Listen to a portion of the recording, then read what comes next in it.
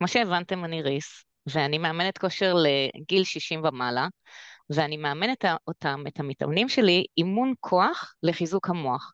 כי אני גיליתי לפני שנים מה שהיום מחקרים אומרים ומספרים, שתנועה יכולה לרפא, תנועה יכולה למנוע מחלות, היא יכולה לעכב תהליכים שהתחילו, ועוד המון המון סגולות טובות. אז פיתחתי שיטה שקראתי לה מהכוח אל המוח. אז הסגולה שלי היא תנועה. היכולת להזיז את הגוף כדי להזיז את החיים, כדי להזיז מחשבה פיזית, כדי להזיז קיבעון פיזי ומחשבתי. כל פעם שאני מרגישה שאני לא במקום הנכון, אני זזה. אני עוצרת תנועה. גם כשנכנסתי לבור הכי עמוק, כשתשמעו את סיפור חיי, תבינו. תמיד ידעתי לתת לעצמי את הפוש ולהניע את עצמי קדימה.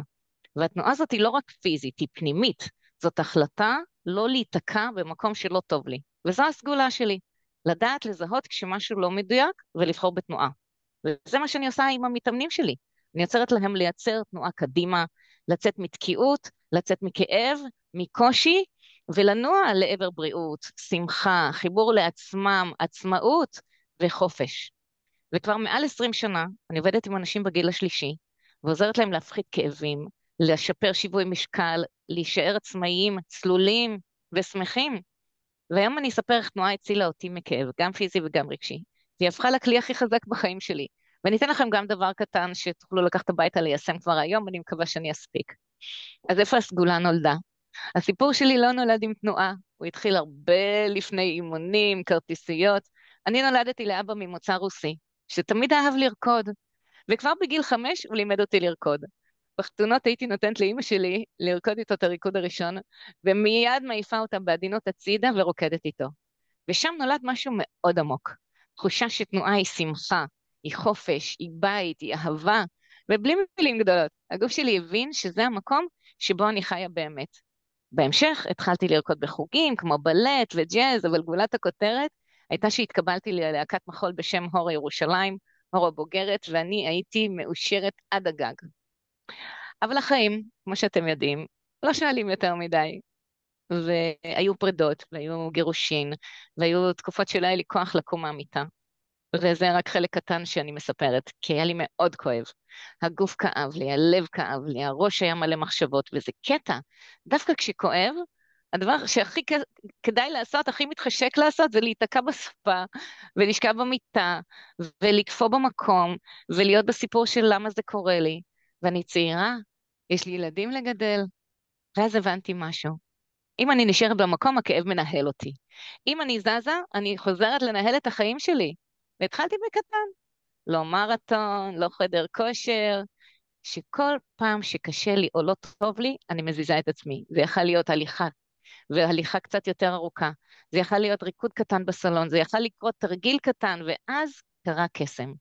הגוף זז, המחשבות זזו. וכאב לא נעלם ביום, אבל הוא מפסיק להיות הבוס. ושם אני הבנתי שהתנועה היא לא רק שרירים, היא סגולה. היא כוח שדוחף אותי לצאת ממקומות שלא טובים לי, פיזית ורגשית.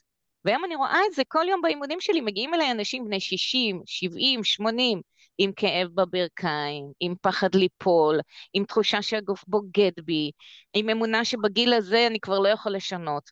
ואז אנחנו מתחילים לזוז, לאט, חכם, מותאם, חיזוק, שיווי משקל, קואורדינציה, תרגילי מוח, ופתאום מישהו שעולה מדרגות בלי להרגיש שהוא לא אוחז בכלום, ומישהי שמתיישבת וקמה מכיסא יותר בקלות, ומישהו שאומר לי אני פחות מפחד לצאת מהבית, ואז כבר לא תרגיל, זה שינוי בתודעה, ולהבין אני לא קורבן של הגיל שלי, יש לי תנועה והיא סגולה.